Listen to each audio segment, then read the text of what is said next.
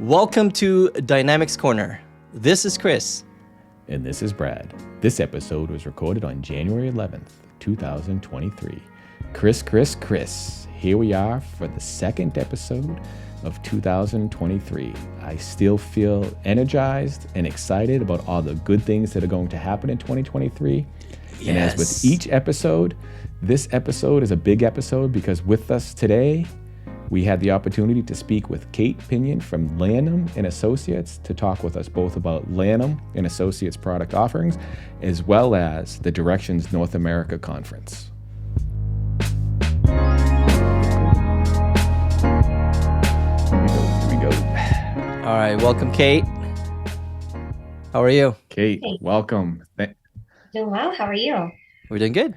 Happy New Year. Thank you for taking the time to speak with us after this new year. You know, Happy New Year. A lot of people say Happy New Year. Now, I believe I had heard you say Happy New Year for the first 2 weeks of the year or until after the first time you speak with a person. Is that true? I'll say first 2 weeks because I'm trying to remember who you've spoken to for the first 2 weeks. Sometimes can be a challenge, but no, yes, Happy New Year for at least the first 2 weeks. Yes, I think I was wondering what the etiquette was for that because, if you hadn't spoken with you until June, do I say Happy New Year in June? Or until you stop remembering to say 2022 and you start remembering to say 2022. Yes.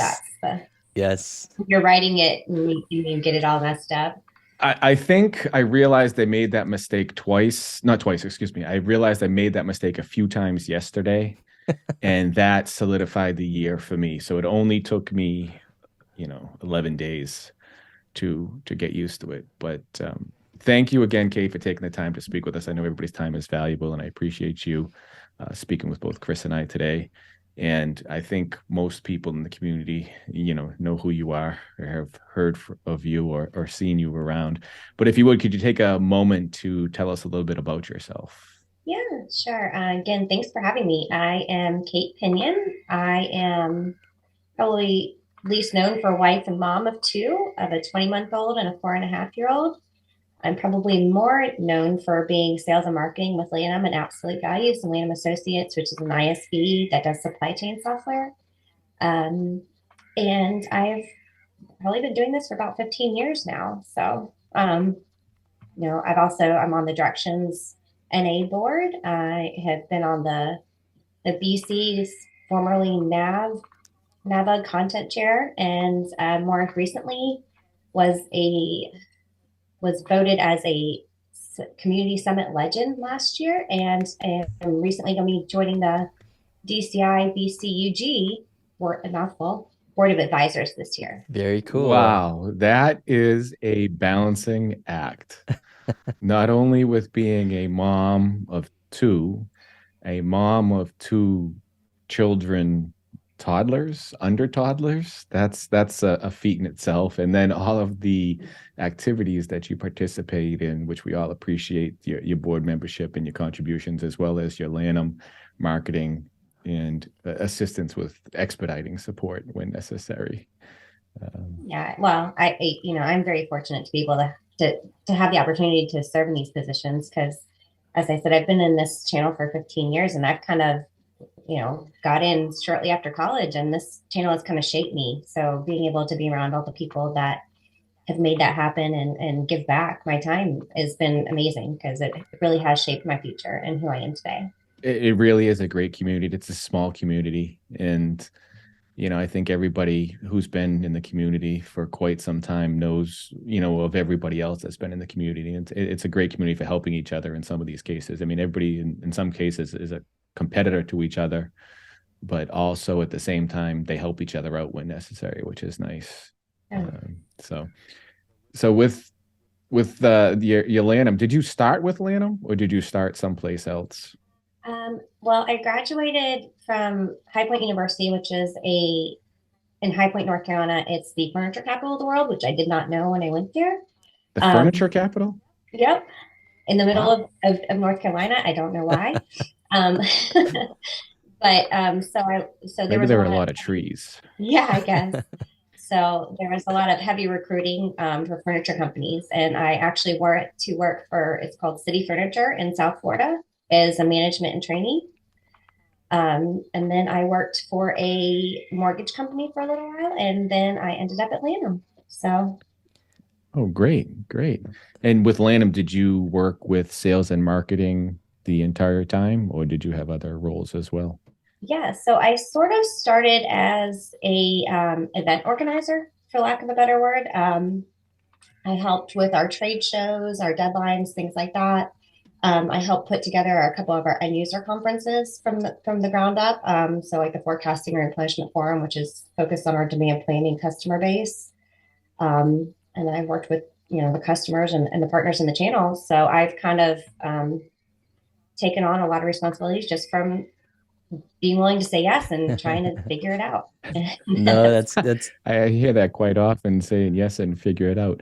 The Lanham suite of products, I know there's EDI, the integrated EDI or embedded EDI within Business Central. There's also the shipping application, and you mentioned the dynamic planning, forecasting application. What other applications do they have? Or can you tell us a little bit about them? Yeah, so we actually have 9 extensions or apps in AppSource today. The first one is eShip and Receive, which is probably the first one and more known Lamb solutions for packing, shipping. We also have carriers, so we have UPS, FedEx, and US Postal. Um, what else do we have? We have the Lamb EDI, as you mentioned. We also have demand planning, outbound warehouse request. So that helps create. So right now we actually have, since we've recreated our extensions or our CAL code into extensions, we have 3 flavors of warehousing and pick request and OWR. So this really is a warehouse manager's tool to help get items out the door. Mm-hmm. So it gives you extra filtering. If you want to say, hey, UPS is coming in today, what UPS orders can I get out the door? Adds you extra filtering in Business Central to find out what those orders are and be able to pick them and get them out the door quickly. We have ACE warehousing, which is also built on Microsoft's warehousing. And then one of our newer ones is inbound container, which helps know what inventory you have on the water.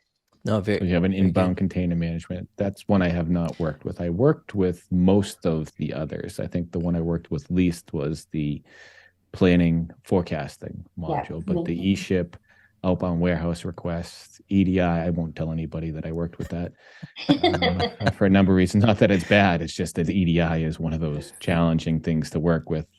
The application is great for working with it, but I don't want anyone to ask me to help them with EDI. No, and then really, you either love EDI or you hate it. Yeah, you have to have ACE as well. You have to be in the right mind to do EDI. I mean, it's a little tedious work. And Kate, the demand planning. A little fun fact, I guess, Brad, and for those that are listening, I met Kate through the what used to be called AFP, and so I met Kate back in Atlanta. I think I spent, I don't know, it was like a 3-day event or something like that. I don't remember, and we just like a full-on class to talk about advanced forecasting and procurement, and I had a great time out there. And I remember we were all hanging out that one day, and it's just like a bunch of people and then several years later, I don't know, I can't remember how many years later, but it got renamed to demand planning, right? Mm-hmm. Yeah. Is there a reason why it was renamed, or just for simplicity purposes? Yeah, so it actually started out as usage-based procurement and then changed to AFP and then demand planning. So as you can tell by most of our product names, they're very functional of what they do. So demand planning seemed to be a better terminology that is being used today than advanced procurement, forecasting and procurement. Yeah, that makes sense. That makes sense. So with the Lanham services and products that you have with the extensions, what then I said services, but which types of services do you offer? Do you work primarily with partners and supporting them with the implementations with the customers, or do you work with customers directly, or both? Yeah, short answer is both. We have over 150 partners globally that help us with, I think we are at 120,000 plus end users worldwide. So we have 120,000. Yeah. Wow, that's a lot. So That's a great job there. That's amazing. well, a lot of that is based on, the fact that we have some wonderful partners. Honestly, we wouldn't be able to have that reach and that level of success without them. We have partners, especially as Business Central has evolved and NAV has evolved. We have partners that take on implementations and want to have that start to finish workflow with the customer. And for them, we'll support the partner on the customer's behalf. And, we just provide the supply chain solution. We have partners that want to do just maybe some of it and don't want to do specifically like EDI. And so we have our Lanham Services division that can offer direct services to the end user. And then we also, so I will say the one thing is with demand planning, we tried for a number of years to let our partners implement that. And what we have found with demand planning is that unless you are doing it day in and day out, as Christopher can probably contest, you forget what you're doing and it can cost customers a lot of money. So we at Lanham Associates have a branch of our company, which is primarily where I spend a lot of my time with our consultants that only focus on demand planning. So we have several consultants that only focus on demand planning. They do implementations, they do support, they do services for our customers. So okay. Again, we still, our preferred method is to still sell through partners if we can. But again, we realize that with the change in market and the change in focus with all the Microsoft apps and products going on out there, that some of them just don't want to take on the supply chain. And it just, so that's why we have Lanham Services as well that can be leveraged for that. No, it is a great service to offer to augment, the staff of the partners and, partners I know work with each other doing a similar type process, because in this environment, if the Business Central product does well, everybody that works with the product can do well and have a portion of the implementation, because some of them get quite large and you add all the features and functionality and it's impossible to keep up with it all and do it all well. So having, several people work on it together is wonderful. And I do want to say congratulations on your legend status. I didn't get a chance to get a photo of you with your picture, but I tried to get around, and anybody that was a legend, if I could hunt them down to get a picture of them with their picture so that we could have it and use it for future reference, blackmail, or whatever we may call it. Yeah, blackmail for sure. Thank you. It was very much a surprise, and I'm very honored. No, which is great. The other portion that I'd like to talk about is you had mentioned directions. Right. Directions North America, because I know they have different direction conferences throughout, the community and the various regions of the planet, the world, I guess, whatever you'd like to call it. Can you tell us a little bit about Directions North America? Yeah, so Directions North America actually started in 2005 in North America. So there was no Directions Europe, Asia, anything. It was Directions North America. It was actually founded by Mary Lanham and Dale Lanham, along with a number of other partners in the U.S., where the need was just, as you mentioned before, to have that collaboration, that ongoing training, that partner community to continue to build Business Central, or Navision at that point, and continue to get some knowledge on that. So, like I've mentioned, it started in 2005. It is actually one thing that we are different about with Directions NA is we are a nonprofit organization. So we are a board of all volunteers. We have one paid entity that helps manage the conference itself, but all the board members are volunteers. We volunteer our time. All of the committee members volunteer their time to create this event. And that's kind of how we earned our name, by partners for partners. So more than 50%, or about 50% of the content actually comes from within our community. We have a content committee of, I don't know how many, 10 or 12 people now that are going through submissions that were submitted and narrowing down, the partner side of the thing. And then Microsoft has agreed and has worked with us tremendously in the past and continue to going forward to provide additional content for the partner community only. So Directions, as you mentioned, is a conference by partners for partners. So it's a lot of partners and members of the Business Central or Microsoft Dynamics community volunteering their time. Is it geared towards, who is the target audience for this conference? Is it targeted towards partners? Is it targeted towards Business Central, Power Automate, Dynamics 365, M365? Which products and type of participants are the target for this conference? Yeah. So as I think we've all kind of been in the channel have learned. So it started as an Navision, NAV, whatever you want to say, NAV focused conference. It was all about the product, all about the love for NAV, all about the love for, Navision. With the change in the way Microsoft is doing things now, there is a lot more of D365 focus. So we also have content on Power Platform, Dynamics 365 customer engagement, sales and marketing, executive, in addition to those NAV and Business Central, because everything is so intertwined these days that while it's still Business Central focused, you can't grow Business Central without growing some of these other areas. So we have started to open some education for those specific areas as well. So did when you joined Lanham, did you kind of been forced to run directions since it was founded by Lanham themselves, and were you kind of like, hey, Kate, run this, and been running it since then, or how did that work out for you? No, there was a small, as I mentioned, a group of partners that were super passionate and were wonderful to work for. And they got this started. They got it from the ground up. They built this nonprofit. They poured their heart, soul, and energy into this. And then as I came on and Lanham, I was volunteering and helping as a Lanham entity through this.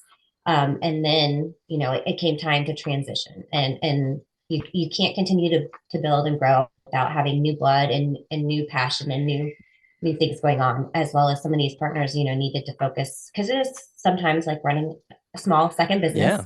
Yeah. Needed to focus back on their businesses. So I was asked if I would like to help.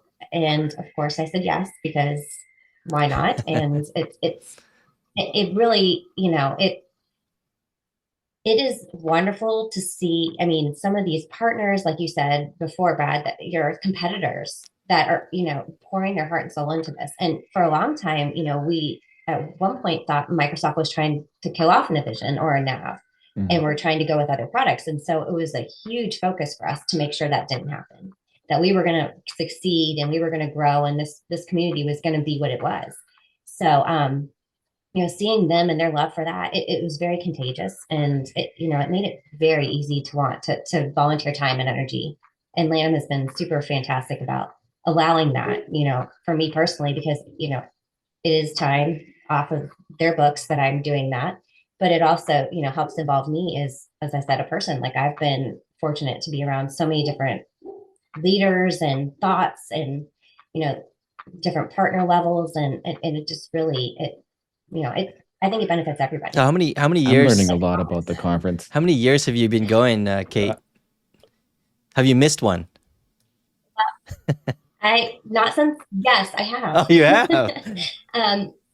I have. Well, I mean, you can't have two kids out. I was just about to say, Chris, if you do some math, a 20-month-old, and you can put this together and think there may have been a chance at an overlap time where it just probably wasn't practical to take off for, and being a member of many of these other committees. So I started in 2007, and I think I missed one when my daughter was born, because it was back to back with, it was still when we were in the fall, it was back to back where I could go to Directions and then I'd be back for a week, and then I'd go to NAVA. Yeah. And it was, I mean, I went to NAVA the week I got back from maternity leave. So it was already a lot for my first child. So yeah, I decided to, based on some really good advice from others in the channel, to just pick one that year and not to try and do two with I'm glad they changed. I'm glad they changed that. Conferences are a lot of work. Yeah. I mean, conferences in general are a lot of work. So for you to be able to, any person to be able to do them back to back, and have a full-time job and also participate in the community as much as you did is a big task. And I think that, I'm learning a lot, as I had stated a moment ago, about these conferences as well. A lot more information. I've been going to them for quite some time. I haven't gone to every single one of them, but I've gone to several, and I've always thought they were amazing and full of content information. And it's nice to hear a little more about the background of it. And Chris had mentioned, with you talking about back to back in the fall, that they changed that. When is the conference this year for 2023 for Directions NA, and where is it located? Yeah, it's April 16th through the 19th. It's a Sunday through Wednesday, and it will be in Orlando, Florida. Back to So Orlando. yeah, I know everybody's really thrilled about that. And I say that sort of sarcastically. With COVID, as with a lot of conferences, we've gotten to the point where we have to book 3 years Mhm. out, and that happened right as COVID was getting ready to start. So we had to shift around 3 years worth of events to not lose a whole bunch of money. So that's kind of how it worked out. So we were in Orlando last year. We'll be in Orlando this year, and then we will be in a new location the I'm following not. year. Where would that I be? don't have a problem with Orlando, by the way. It was a good time. Universal Studios. Yeah. Well, I've been to Orlando a number of times since this conference has started with Directions, and now that Nava's been there, or there's just there are a limited number of places you can go when you get to a certain size, and then at some point you just get over those. There used Yeah, to be New Orleans for Convergence, and it was Yeah. Atlanta, and I remember so I mean you Convergence. get in this cycle, right? But it really, the location really doesn't Right. matter. I mean, it's nice to go somewhere new, but it's really about meeting the people. It So is. The networking is important. Chris mentioned a good point. Universal this past year, I had gone to Universal many times over my life, countless times. Well, I can't say countless, but too high of a number to say. And I never really got into Harry Potter. But this conference last year, as I was saying, Chris and I were With talking last adults. night. I'm just about ready to. Yes, the event was at the portion of Harry Potter and Universal. And since then, I've been reading the books. I'm just about ready to finish book 7, amongst other things. So it kind of drove me to fall and understand the passion of the Harry Potter universe, I guess you could state. How can someone register for the conference? yeah, so directionsna.com is the new website that it's not new, but it's the website that we've done for this year, and there is a place to register online.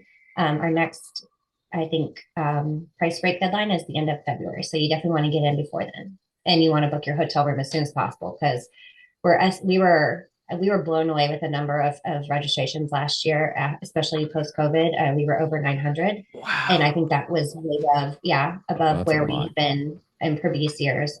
So I think we're expecting to grow again this year now that That's people are great. getting more used to being back in person. So you will definitely want to book soon and book your hotel quickly, because Directions is one of those events where everything is at the hotel. If you are not at that hotel, it is really hard. I mean, there are hotels around, don't get me wrong, and there are great hotels around, but you miss out on the networking, the early hours networking, the after hours networking. You want to get back, you don't want to leave that. That's really in addition to the conference content. Yes. I'll try to slide a question in. I know usually it's stated at the end, but where is it going to be in 2024? We'll edit it out and not tell anybody, but We'll can you bleep tell us it. where We'll it will bleep be? it. I am, yeah. Maybe, I, but we may I, forget to bleep it too. I But know, you too. That's why I'm born to secrecy. no, Christopher has actually helped me with the content with on marketing this year, and he doesn't even know yet. I don't. So Yeah, I don't know oh anything. I'm the new guy, new person in this group. So I'm learning. no, that's good. Well, when you find out, make sure we talk about it. No, I'm just kidding. We won't say anything once he finds out. She made me What can sign what can paperwork. they what would a registrant expect to get from the conference, right? You had mentioned there's a lot of networking, which is yeah, amazing, and the networking goes in many ways. I know from my own experience, it's not just on top of the meeting people, it's for business. It's meeting people because I've met people at conferences and I talk with them regularly, just knowledge sharing, right? It's not always like, hey, I have a product, will you sell it? Or hey, we can do these services. It's, hey, I have a question, can you help yeah. me? And vice versa. So that networking in this community is amazing. But what else can they expect? You had mentioned Yes. So 50% of the we have, sessions are by partners. And I think you said Microsoft's going to have a big presence this year too. So what yeah. would someone expect if they attend? So from a content perspective, because that's typically, I mean, that really is what has driven a lot of our attendees, and what we pride ourselves on, because that is the one thing that I think we've always agreed that we can never outsource. That is something that is bred into all of us of what the content we want to look. So we have 8 content tracks this year: consulting, development, new to Dynamics 365 Business Central, Power Platform, Dynamics 365 Customer Engagement, Sales and Marketing, Executive. And this year we're adding a new track. It's called Workplace Trends, and it's going to build on some of the other concepts that have been happening. So how to work in a remote setting, other office workplace challenges that we have experienced since COVID or just change in general, diversity and inclusion. And then also one of the things that, I'm passionate about in general, in addition to the diversity and inclusion, is the women in our industry and growing our industry. Because, it still is kind of sad to look at the numbers, just not even just women, just even young group in our channel. I think most of the young people you've had on your podcast, but if I look at the numbers, it is still, I've been in this channel 15 years and I'm still one of the few under 40 at this point. So it is, there's definitely a need for sure. There is, I think, to keep the life of the product going into, excite new generation, the channel members to have a new generation going to be excited about the application, work with the application, implementing the application. I think we're getting there. More so now with, like you had mentioned earlier, with how Microsoft has spread the product out from the technology point of view. So even those interested in the technology, they're a little more excited about it versus, the origins of the application was great back then, but there hasn't been a lot of content to draw, individuals to work with the application, which is great. With the conference, what is the format of the conference, right? So how would you explain the format of the learning tracks, and is there an expo hall? Are there training classes? Are there? So in addition to the content sessions that will be run, so we typically have a couple. So we'll start at midday on Sunday. We'll do if you've never been to direction session beforehand, you can come and attend. You'll get to meet all the board members. You'll get to see us face to face. We'll kind of talk about some of the stuff that we're talking about now. And then we'll start out with a keynote. It typically is, an overview from us. Microsoft gets up on stage, gives some big announcements about the product. Typically it's a Business Central keynote, focused keynote on some of the things that you'll see from them throughout the conference. And then we have content sessions. The first night we will have an expo reception. So really the big benefit about Directions, and one of the things that is big about Directions, in addition to it being a nonprofit, is our sponsors carry a lot of weight of how we can make it so affordable. So our sponsors are expo exhibitors. So we have dedicated expo time where nothing else can run up against it for a couple hours, the first night and the second night. We have a couple of sponsors that have all day booths that you can go see throughout the conference. And then, so we'll have an expo reception that evening. And then of course, it, always turns into the informal networking after that. We used to call it the bar track. I don't know if we can still call it that, but there's definitely a lot of after hours. I think some people take that negatively, but it's actually, I think, one of the better tracks. And it's not just because of the drinking. I think it's the most relaxed portion of it. Not that it's not relaxed before. I think, after a long day, you have a drink, you sit down and you can reflect on everything and talk with others about what you learned and what you saw. Mm-hmm. And I like the expo hall hours with nothing competing against them, because I've gone to conferences where I had to struggle on, do I want to go walk the expo hall because it's closing, or do I want to go through this learning track? Yeah. And last year, I think everyone hit it right because the food was great. Yes. I just have to put that out there. There's very important things. It's so good. The networking.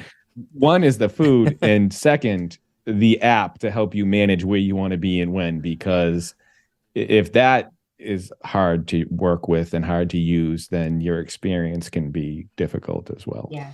Yes. Yes. And I always find I triple book myself when I look at these sessions, and then I realize they're all at the same time. And I'm like, oh my gosh, how do I duplicate myself? And I can't do it. So yeah. I know I'm not the only one who has that problem. It sounds like you're doing a great job, though, if you're on the, all these committees and on the boards of all these committees. I think you must be 7 or 8 people at this point. Yeah. But yeah. And then the next day we'll start out, typically we try to do we'll have at least 2 Microsoft keynotes. We might have a third one this year. We're kind of still trying to figure out what we can and can't do there. We have a tremendous sponsor amount of support. So we also have to make sure that we're giving the sponsors and Microsoft the attention that they rightfully deserve. So we'll have another keynote at some point on Monday. And then we will obviously have track sessions, and we'll have another expo that night. And again, we might have another keynote on Tuesday. And then we do a big partner celebration Tuesday night, and that's where you mentioned that Universal or Harry Potter or anything like that. So is that a secret too? It is for now. Wait, it's gonna be different. I promise. If you think the food at the hotel was fantastic, you'll think that this is even better. What? So that's going to be amazing. Oh, great. So it's in I'm April. Looking forward to it. 16th through the 19th to 2023. Directions North America. It's going to be in Orlando, Florida, and at Hyatt Regency, Grand Cypress. Yes. Okay, perfect. And we're expecting about the same amount of speakers, maybe more, about 170 speakers or more, right? Okay, perfect. And then in about over 900 attendees, and it's a full 3-day event, right? So yeah, and we really end. We go through Wednesday midday with content. Wow, it's gonna be fun. Like a great I'm excited now. Yeah. It's and there is talk. Christopher, I think you or somebody from Pinyan last year asked me. There is talk about bringing the golf tournament back on Saturday morning before we start. So there you go. And I know Lanham's doing a partner day also on Saturday. So we since we have all our partners in one place, it's a great opportunity for us to give them a shortened what's new, what's going on with Lanham. So it's always a fantastic learning experience for us. Perfect. Brad is going to crash all of those parties. Brad, I think those are mostly all welcome. Actually, those aren't even the non-welcome parties. So I think in all the years that I've been working doing this, I've never golfed. Number one, so the golf that makes it fun. You need someone to drive a cart. I will try to do it, but all of the other parties I'll join. But I go to bed early, so fortunately, it will be on the East Coast, so I don't have to adjust my sleeping schedule. I know. I feel so bad for those West Coast. But then again, I also feel bad for us when we go West Coast, and that first day back is brutal. So I get it. Yeah. Hours are long. But when you have that much content, I don't know how else you do it. No, it is a full schedule, and wear your tennis shoes or comfortable shoes to walk around, to jump from session to session, because it is a full schedule. And I know personally, I didn't want to miss anything. And I'm like you, I triple book. And then it comes down to which one do I go to, because I want to make sure that I fill every time slot with something, because there's so much content. Will the sessions be recorded and available to somebody after the conference if they have that same situation where they feel they want to have, 2 simultaneous sessions? So typically we collect the PowerPoints that are available and people want to make available, because again, a lot of this content is delivered by partners, and there may be things that they don't feel comfortable sharing. But I think that we do gather from presenters is available as a PowerPoint presentation. We have been talking with Microsoft about how to make their keynotes available for those that maybe need to see it afterwards or share it with another person internally. So we are working to try and get that done this year. Okay. As far as the actual recording of the sessions, we've looked at it a couple of times pre-COVID. It can be very cost prohibitive, but it also needs to be done well.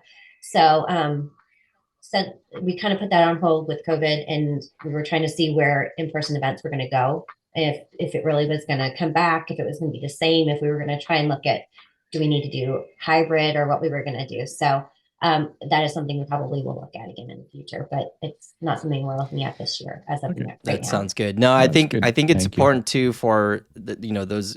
We've had partners on our podcast. We've talked about them showing up in Directions. I think it's important for people that really look into this. If you've never been to Directions North America, I think I've been going to it for the last 7 years. It's been wonderful. Networking is amazing. Get to make friends throughout the years. And look, I've met Kate, and I've known Kate for so long now, and there's a lot of people that you get to network and be friends. And it's such a small community. It's big, but small at the same time. It's something I've been saying for the past several years, and it's true. You get to see friends again, this in-person event. So lots of content. Certainly go. Well, and even with the amount of attendees last year, it just felt like one, it was a big family reunion anyways, Yes. but with even the new attendees and the new sponsors, it felt like they just fit in. It didn't feel like anything missed a beat. I know I spoke to a number of new sponsors and new attendees last year, and it just felt like they were in our community the whole time, Yeah. right? And just like a new name.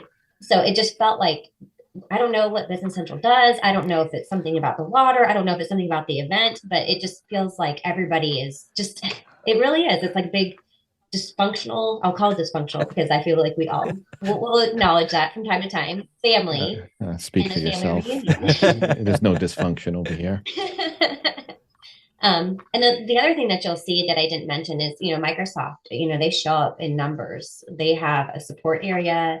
They have feedback sessions. They'll talk about some of the partner stuff that's coming through, not in, partner program stuff. It's a very, I've read Microsoft websites and getting to speak with that person that's telling me about the partner channel or the ISV channel or whatever's going on with coming up in pricing is invaluable to me. Just have that like 15 minutes versus reading document after document after document on the website. And that's not a knock to them because they do need to document and they do a great job, but it is, you'll have the support team there, you'll have executive teams, you'll have, I think we had different levels, different micro, not just Business Central last year. We had what Power Platforms and some of these other execs show up. So, if you have questions, you should bring them. Yeah. And if you're not sure how many to bring, you should bring as many as you can. I mean, I get it doesn't always work out, but I've talked to, partners that either do a lottery or they alternate who they send because a lot of it is that, we try and align it with the releases so that you get the newest information as soon as it's available, right? Right. Within reason, because Microsoft has their, their biz app summits and things like that, where they have their release notes or they'll have their announcements. But it's usually one of the first times you'll get to look at the product. You hit a key point right there. I think as far as attending the conference, a lot of information is available online, a lot of information someone can look up. But I think attending the conference, the value of being able to get face-to-face with, somebody to talk to them about the product, and when I say the product, it's not just Business Central and be able to speak with, representatives from Microsoft. It's at the expo hall where you have the sponsors and individuals that have the booths that may have a product or offering available that instead of seeing it online and reading about it, you can sit and talk to somebody and learn a little bit more about what offerings are available to your customers to better support them, as well as to be able to maybe pick up a new offering to help better grow your business. So it's not just, Chris and I joke with, many people who want, because we talk about the conferences, and I think we're all a little more excited because last, like you stated, that was like the first, coming home type thing. It's not just the, hey, the bar track. It's, it's the conversations that you have and what you can learn while you're there, which is great. You had mentioned that the registration's available up through April. You have price breaks. You said the next one's going through February. Is there any opportunity for sponsorship if somebody would like to sponsor? Or also, how about the speaking sessions? I did see that there was a closure of the speaking sessions, I think back on the 15th of December, if I'm not mistaken. But is there still opportunity for individuals that may want to participate and speak or sponsor to jump into that track, or is it full? Yeah. So, I'll go backwards since you started with the speakers. So I ask a lot just to see how well somebody listens. Well, we listen better than we read most of the time. I'm just kidding. So the content committee is currently going through all the submissions. We had over 130, and that was just individuals. So some of them had multiple sessions they submitted. So they're sorting through that as we speak. We hope to know what we have available after that from a partner perspective, where the holes are and anything like that. So for the most part, those will probably be filled after the next couple of weeks, and we hopefully will be able to start announcing the partner content in the next month. I say that because I'm on the content committee, so I can say that that's their plan.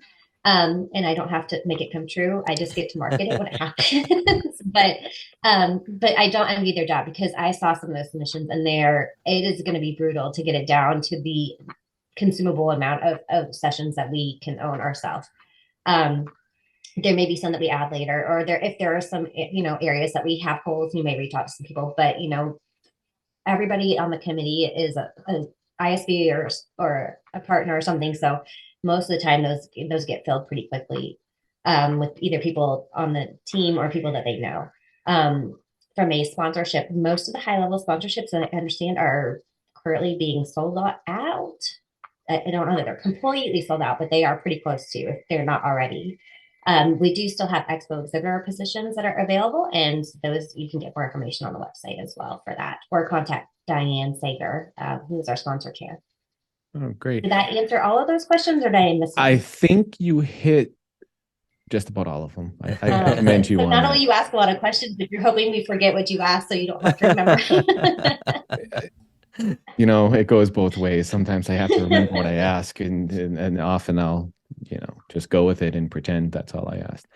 But Kate, thank you very much for your time this afternoon. I know you are involved in a lot, and I appreciate you taking the time to speak with us, to talk to us a little bit about both Lanham and the Directions NA conference. If you would, could you take a moment to tell everyone how they can contact you, and hopefully not flood you, but how they can contact you, get in touch with you to talk about anything about Directions, about Lanham, or any of the other great things that you do in your community involvement? Yeah, and also, I mentioned that I'll be joining the DCI BCUG board this year of advisors, and we're going to be looking for speakers for that soon as well. So is that DynamicsCon? That's Dynamic Community, DCI, Dynamics Community. Yeah, you would think that they could choose a different letter. So you're talking Community Summit. Yes. Community Summit, and that's down at the second half of the year. Yeah, that'll be in October in Charlotte. So I was testing you. There's so many out there. It's starting. Everything is D something, dynamics, whatever. Which is a great problem to have, I guess, that we have so many people out there that are passionate about trying to make this community again. Kate, Kate at Lanham Associates. So LAN as in Nancy, HAMASSOC.com, or you can find me on Twitter. You can find me on LinkedIn, probably more so than Twitter. Facebook, I don't know, mostly.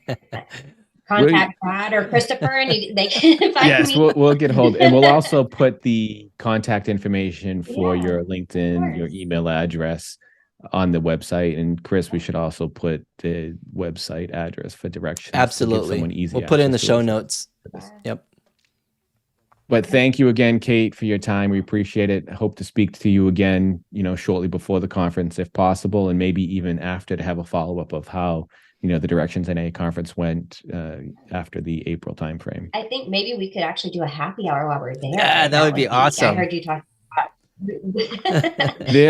we could do a bar track. It would show everybody. Well, bar track really maybe we have been talking about trying to get to have, I like to try to do different things, have a podcast with several members of the community on simultaneously, get others to know each other, hear about each other, and go with things.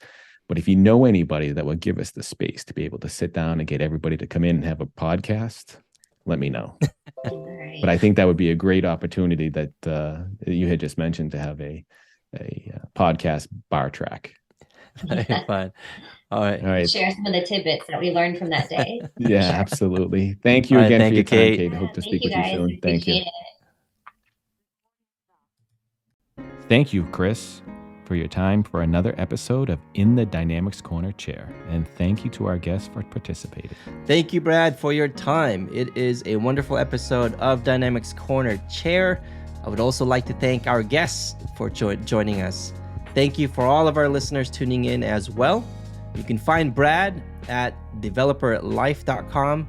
That is DVLPRLIFE.com. And you can interact with them via Twitter, DVLPRLIFE. You can also find me at matalino.io, matalino.io. And my Twitter handle is matalino16. And you can see those links down below in the show notes. Again, thank you, everyone. Thank you, and take care.